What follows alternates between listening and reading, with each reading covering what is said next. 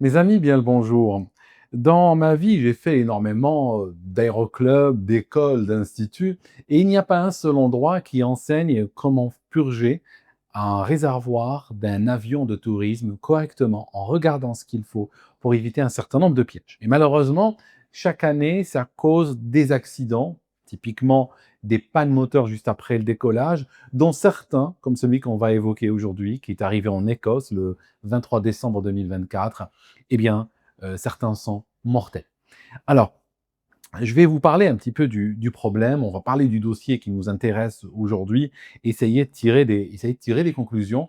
Et le but, hein, encore une fois, c'est de débriefer, c'est essayer d'apporter de la valeur aux pilotes, aux aspirants pilotes, aux pilotes privés, pour justement sauver des vies. Juste entre parenthèses, révélation complète, il y a de moins en moins de formations dans les aéroclubs. On ne forme plus personne.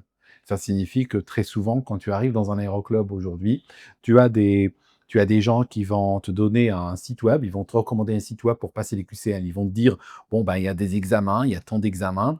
Là, tu vas sur ce site web, tu payes un émolument, tu t'abonnes pour 6 mois, et puis après, tu vas cliquer sur les QCM et tu vas apprendre par cœur les réponses. Et après, tu vas passer. Et ça, c'est encouragé par des écoles, par des aéroclubs. C'est ton instructeur qui te le dit, tu vois. Et donc, on a beaucoup de pilotes qui, malheureusement, pensent que c'est comme ça qu'on apprend l'aviation. Donc, ils vont aller apprendre par cœur les QCM, ils passent les examens, et puis, malheureusement, au premier problème, ils vont se tuer. D'accord? Donc, ça, et c'est pour ça que ce canal existe aussi, et c'est pour ça que je remercie vraiment chaleureusement ceux qui m'aident à le maintenir, malgré que ce ne soit pas un canal rentable, mais on ne fait pas ça pour la rentabilité. Je remercie sincèrement ceux qui m'aident en s'abonnant à la partie pour obtenir des vidéos exclusives. C'est une partie payante, bon, c'est pas très cher, c'est seulement une petite partie des vidéos qui sont là. Et aussi ceux qui préfèrent, en accédant aux mêmes vidéos exclusives, s'abonner sur Patreon et qui me permettent de tenir la distance avec ce canal. Donc aujourd'hui, on va parler de cette histoire et je vais pour la première fois de l'Internet expliquer exactement comment faire proprement une purge de moteur ou de réservoir de façon à ne pas se tuer au décollage. Alors, regardez, c'est quoi la problématique? La problématique, c'est qu'on a des réservoirs en métal dans les avions privés, et puis souvent, il y a de l'eau qui s'accumule dedans. Alors, comment l'eau s'accumule dedans? Il y a plusieurs manières, mais généralement, elles sont relativement inévitables. L'une des manières classiques qui va nous intéresser, par exemple, pour ce vol dont je parle, le vol fatal, eh bien, c'est que tu as les bouchons qui sont au-dessus des réservoirs. Alors, quand l'avion est garé dehors, il va pleuvoir dessus. Et puis, si les joints sont pas très bons, eh bien, l'eau peut quand même glisser goutte à goutte et rentrer à l'intérieur des réservoirs, donc se mélanger avec le carburant. Ça, c'est quelque chose qui est très courante, d'autant plus que l'avion dont je vais vous parler aujourd'hui, c'est un Rockwell Commander, un monomoteur à hélice, était garé dehors, sous les éléments, en Écosse, en hiver, pendant 2 mois. Ok, pendant 7 semaines, avant le vol fatal, cet avion était garé dehors, subissant la pluie écossaise. Donc ça, il faut retenir.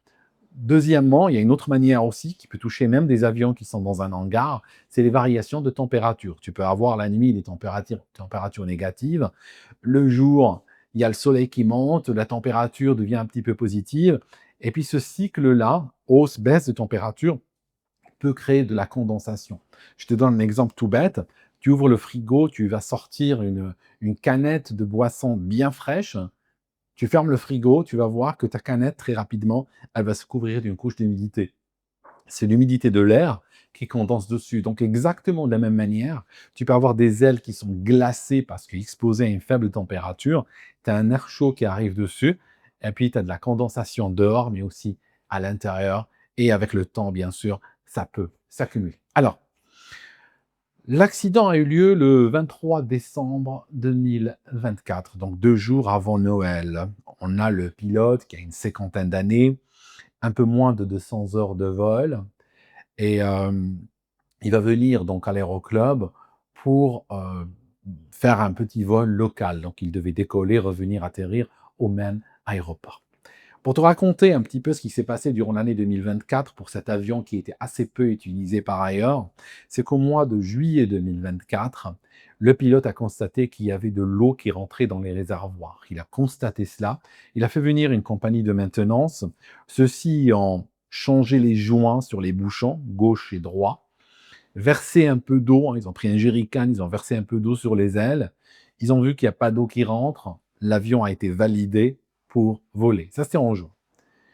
On arrive en octobre 2024 de la même année. Notre pilote fait un vol local. Il arrive. Pendant le roulage, après l'arrivée, soudainement, le moteur s'arrête net. Et le moteur, tac, tac, s'arrête. À ce moment-là, ce qu'on va faire, on va ramener la compagnie de maintenance encore. Et ils vont analyser le moteur sous tous les angles, sortir les bougies. Ils vont trouver que les bougies sont généralement OK. Ils donnent un petit coup de brosse en métal dessus, excepté les bougies du cylindre numéro 3 qui sont usées, donc ils les remplacent. Ils remplacent cela et puis ils considèrent que c'est valide.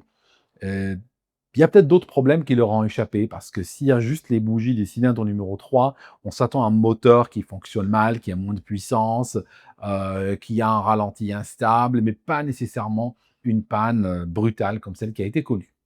Notre pilote, en octobre 2024, après cette maintenance, va faire un vol de 10 minutes avec l'avion. Donc, il fait un vol de 10 minutes, revient atterrir, et puis là, on considère que le dossier est clos et que le problème est réglé. L'avion va rester dehors pendant 7 semaines sous la pluie, du mois d'octobre où il a été testé avec un vol de 10 minutes, jusqu'au vol fatal le 23 décembre 2024. Donc, tu vois bien que durant cette saison, il était dehors. La partie cockpit était couverte par une bâche, mais pas la partie aile qui recevait de l'eau. Alors, ce que fait notre pilote, quand il arrive donc à l'aéroclub, c'est le 23 décembre, vers 11 h du matin, eh bien, il va débâcher l'avion, démarrer le moteur. D'après les témoins, il a laissé tourner pendant 20 minutes. C'est bien, d'accord, mais le problème, c'est que 20 minutes au ralenti, je pense que ça venait peut-être d'une arrière-pensée que lors de la dernière fois, il y a eu des problèmes avec le moteur. Il s'est dit, je le laisse tourner 20 minutes. Sauf que faire tourner un moteur 20 minutes au ralenti, c'est pas la même chose que la puissance maximale au décollage, hein. C'est deux niveaux de puissance différents. Et parfois, il y a plein de problèmes qu'on va pas voir quand il tourne au ralenti, mais on verra quand il tournera plus tard. Alors, il se met dans l'avion. Il roule vers la piste 24, s'aligne pour décoller. Juste pour information, je te montre un petit peu à quoi ressemble l'extension de la piste 24. C'est que des champs. C'est des champs de toutes les couleurs. Donc, il n'y a pas vraiment de relief, il n'y a pas de ligne électrique et tout ça. Juste pour te donner peut-être une autre vision, une photo du sol vue depuis la piste, tu verras que c'est légèrement vallonné ces champs, hein. C'est pas plat comme la main, d'accord? C'est quand même un petit peu vallonné, mais il y a énormément de solutions pour un atterrissage d'urgence. Si jamais il faut atterrir après, après une panne moteur depuis cette piste, tu vois qu'il y a quand même des options. Alors, l'appareil accélère le long de la piste 24, il s'élève, le pilote rentre le train d'atterrissage et sur ce, les problèmes commencent. Ça vient sous forme de ratés du moteur. Donc le moteur commence à avoir des ratés et puis finit même à un moment donné par s'arrêter complètement. Donc, ce qui se passe, c'est que ici, notre pilote n'a pas su lâcher la main, n'a pas su pousser sur le manche. C'est un geste qui est expliqué en cas de panne moteur, hein, il faut être juste, il est expliqué dans les aérodromes de France, de Navarre, d'Écosse, tout ça, c'est expliqué. Mais c'est pas expliqué, on va dire, avec la force qu'il faut. Je te raconte juste une histoire, une anecdote que j'avais partagée avec des amis pilotes marocains. Et puis finalement, ils sont reconnus parce qu'ils m'ont confirmé qu'ils ont eu la même chose. Alors, je ne sais pas si ça se fait jusqu'à maintenant, mais à mon époque, ça se faisait. Tu mets les gaz, tu décolles, tu es en train de monter le long de la piste. Soudainement, l'instructeur, sans avertir, des fois, il est même en train de regarder, des fois, il fait même semblant il est assis à ta droite, il fait même semblant de regarder à l'horizon. Puis il prend la main comme ça, il prend la manette des gaz, clac, il te la ramène au ralenti. Il te la ramène brutalement au ralenti, sans rien te dire. Et en fait, l'attente ici, c'est que tu pousses sur le manche. Mais alors, tu pousses sur le manche, pas après une période de réflexion. T'as pas genre 5 secondes pour réfléchir et analyser. Non, non, ça doit être spinal, là. Ça doit être vraiment spinal. Dans le sens où tu peux être en train de faire quelque chose, regarder ailleurs, dans un vol ou autre. Tu peux être en train de regarder une carte de navigation, régler une radio, changer une fréquence. Si le moteur ralentit, ton bras doit partir avec le bruit. Ça signifie au moment où le bruit baisse, ton bras part automatiquement. Tu n'as même pas eu le temps de réfléchir. C'est instinctif, c'est parti. D'ailleurs, pour que ça devienne largement instinctif, hein, si ce geste n'était pas exécuté avec rapidité et fermeté, généralement, on se prenait un coup de poing sur la cuisse. D'accord, donc, on avait mal à la cuisse pendant 2 jours. Et à force d'avoir mal à la cuisse, je t'assure que ça finit par devenir automatique. Mais c'était le geste, hein, c'était franchement le à l'époque, je disais, pédagogiquement, ça avait sa valeur. Parce que vaut mieux se prendre 2, 3 coups de poing sur la cuisse que de finir par manger un bloc moteur, hein. C'est ça l'équation, vraiment. Alors, je disais que notre pilote, au moment où il y a la panne moteur, il ne va pas pousser sur le manche. Il va garder le manche vers lui, tu vois. Et alors tirer sur le manche en cas de panne moteur peut augmenter l'espérance vie de, allez, peut-être 2, 3 secondes, hein, peut rajouter 2, 3 secondes, mais par contre, après, c'est une mort certaine, hein. Donc, c'est, c'est pas un choix à faire, mais voilà, je pense que, comme je vous ai dit, je pense qu'il y a un problème d'apprentissage ici. Donc, il va garder l'avion cabré, la puissance donc va tomber, la vitesse aussi, et l'appareil décroche. Donc l'appareil décroche, il va aller vers le sol comme un hélicoptère. Il va aller vers le sol dans une trajectoire quasi verticale. En fait, à l'impact au sol, la vitesse horizontale était extrêmement faible, négligeable. L'avion, quand il est tombé, il n'a pas glissé ou autre, hein, il est arrivé en vrac au même endroit. Par contre, la vitesse verticale était extrêmement élevée. Donc, on est vraiment dans une situation d'un véritable décrochage. Donc, bam, les habitants arrivent en courant, on appelle les secours, les gardes-côtes font décoller un hélicoptère, la police arrive, tout ça. Les habitants, quand ils trouvent la carcasse de l'avion, le pilote est mort, il est mort sur le coup, il n'y a rien à faire pour lui. Ce qu'ils font, c'est qu'il y en a un, il arrive à rentrer dans l'avion, dans la carcasse, il arrête la batterie, hein, il arrête le carburant, donc le réservoir, le sélecteur, il le met sur off, il arrête le contact, c'est juste pour éviter un incendie.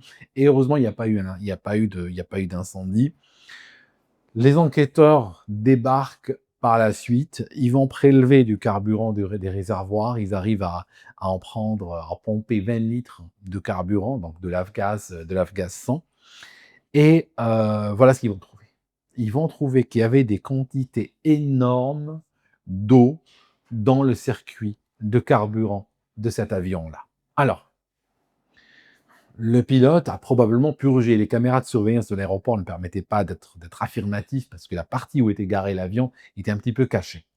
Mais il y a une erreur que vont souligner les enquêteurs qui est faite très régulièrement et qui correspond peut-être à un enseignement incomplet de la part des aéroclubs et des instructeurs quand ils expliquent comment purger le réservoir. Alors, ça marche comme ceci. Généralement, tu as un tube en verre, ok, ou en plastique.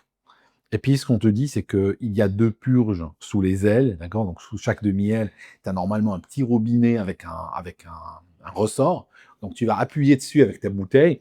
Et puis, il y a du liquide qui va couler directement dans la bouteille depuis le réservoir, d'accord? Donc, ça va remplir ta bouteille. Et puis après, tu vas regarder, hein, tu mets ça à la lumière et tu regardes si c'est bon ou pas. Alors, qu'est-ce que tu cherches à voir? Je dis ce que tu cherches à voir. Tu cherches à voir quelque chose comme ceci. Tu cherches à voir s'il n'y a pas d'eau. Alors, là, j'ai 2 phases. Donc, la partie haute, tu as le carburant qui va flotter.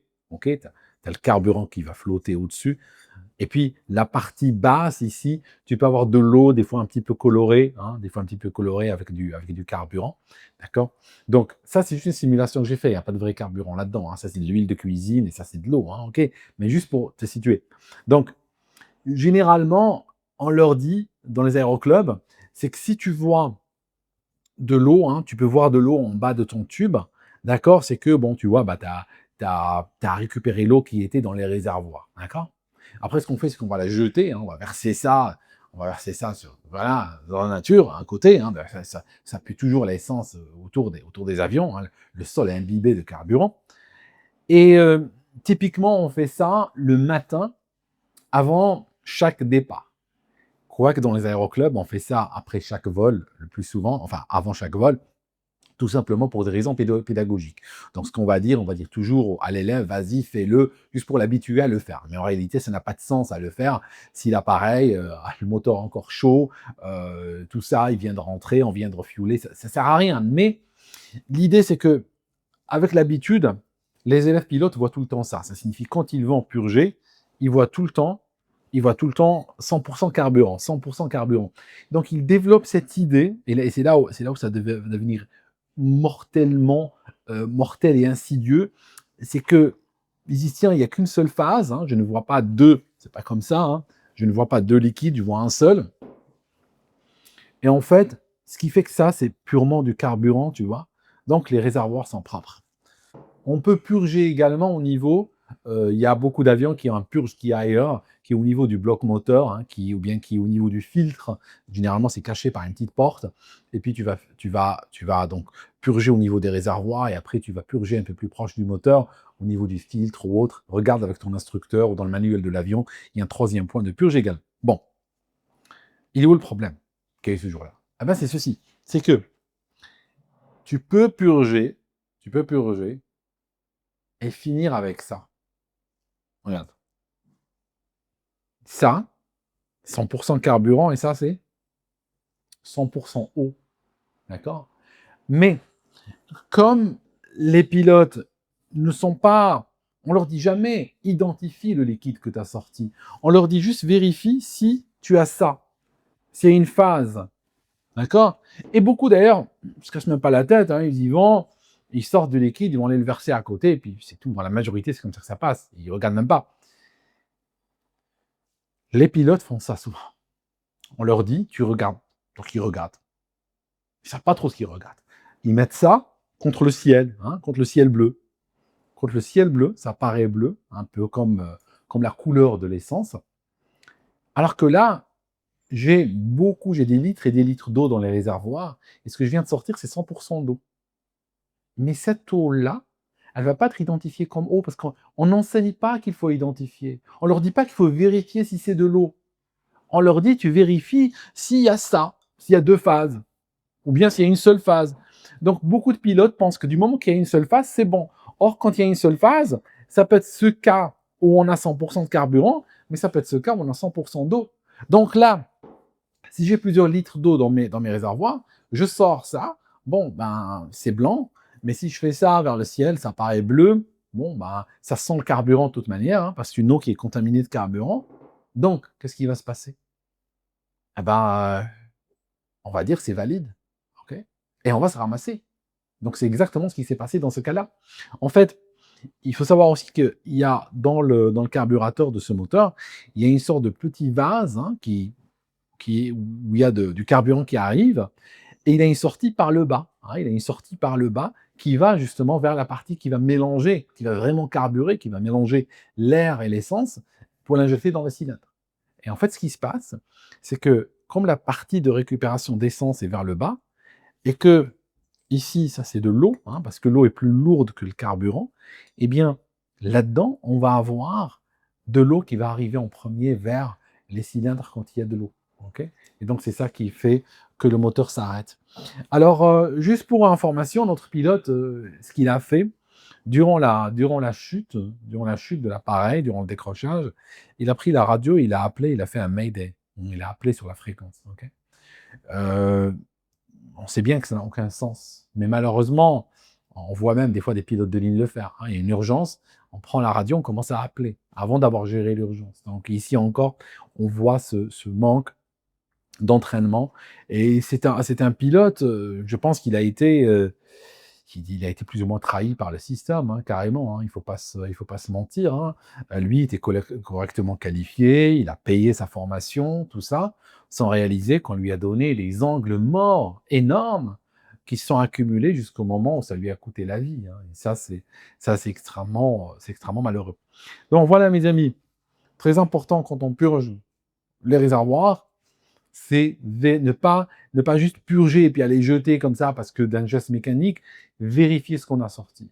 vérifiez si ce qu'on a sorti n'est pas 100% d'eau. La, la différence n'est pas très évidente. Je peux vous montrer ce qu'ont fait les enquêteurs. Et quand tu regardes le tube plein d'eau contre le ciel, ça se voit pas très bien que c'est de l'eau. Tu peux croire que c'est 100% de carburant. Tu peux dire, ah, ben c'est génial, il n'y a pas d'eau, je vois 100% de carburant, je vois même pas une phase de séparation ou autre, tu vois. Et après, tu valides. En fait, il n'y a rien à valider là-dedans, c'est mortel, il y a de l'eau. D'accord? Merci en tout cas d'avoir regardé cette vidéo jusqu'ici. Merci à ceux qui soutiennent ce canal sur Patreon ou dans la partie payante. Et puis on se voit dans la prochaine vidéo.